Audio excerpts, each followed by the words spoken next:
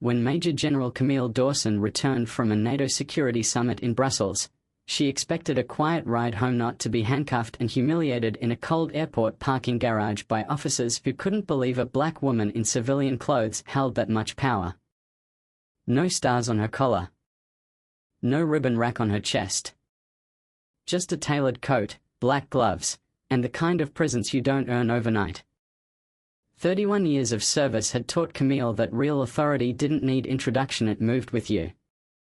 It was a grey March afternoon at Reagan International when her flight landed early. She moved quickly through customs, still mentally wired from 5 days of strategic briefings. With her was Captain Elias Monroe, her aide, tall, calm, fiercely loyal. They reached the garage level to wait for a black Lincoln scheduled to take her home to Bethesda.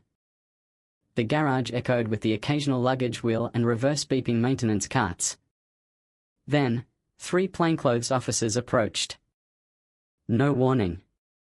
No badges. No respect.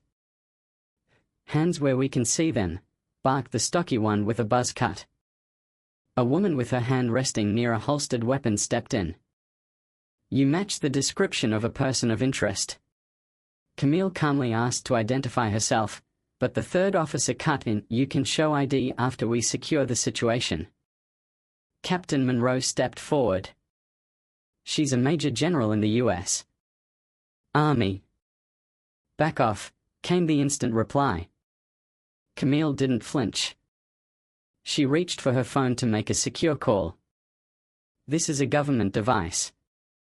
On the ground, now, the woman snapped, grabbing her wrist before the sentence ended. Within seconds, Camille was being cuffed. No rights read, no verification, no questions. The driver arrived moments later, stunned. Monroe shouted for help. The officers barked back at him. Camille didn't resist. But something in her eyes hardened. She wasn't afraid. She was calculating. They didn't even search her name. Sergeant Troy Gannon kept his boot planted, gripping her arms tighter. She was reaching for something. Officer Lex Rourke, the younger one, muttered uncertainty. "Should we check the—" "She fits the description," Gannon snapped. Lieutenant Heather Saul scribbled quietly into a notebook, not once looking Camille in the eye. "I'm giving you one last chance to call this in properly," Camille warned. "I am a federal officer. My office will confirm this in under a minute." "You people always have a story," Gannon muttered with a smirk. Captain Monroe's jaw clenched. "What did you just say?" Camille simply said 2 words, "Protocol Echo." Monroe didn't ask for permission. He moved like a soldier under orders. Within minutes, a secure Pentagon call was placed, and the gears of military verification roared to life. In less than 5 minutes, 2 unmarked defense vehicles pulled up. "You've detained Major General Camille Dawson," said the arriving officer flatly. "You're now under internal review for unlawful detention and interference with a federal chain of command." Gannon's face dropped. Saul froze. Rourke looked nauseous. The general, still cuffed, looked each of them in the eyes and said, "I want those cuffs removed on camera. Let them see who put them on and who takes them off." Gannon obeyed in silence. That night, the footage leaked. The hashtag started. "She earned it" didn't look like a general. The country exploded in debate. Not just about race.